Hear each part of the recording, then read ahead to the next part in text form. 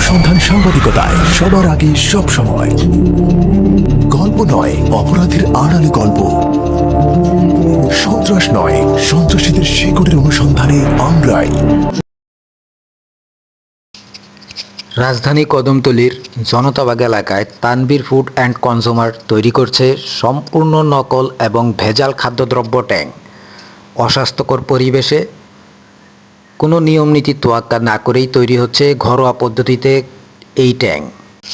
অস্বাস্থ্যকর পরিবেশে খোলা হাতে তৈরি হচ্ছে ট্যাং এবং প্যাকেটিং হচ্ছে সম্পূর্ণ খোলা হাতে।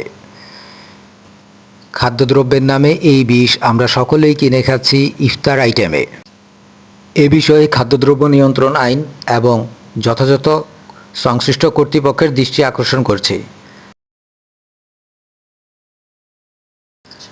ভেজাল পণ্য প্রস্তুত এবং বিক্রিতে সর্বোচ্চ শাস্তির জোর দাবি জানাচ্ছি।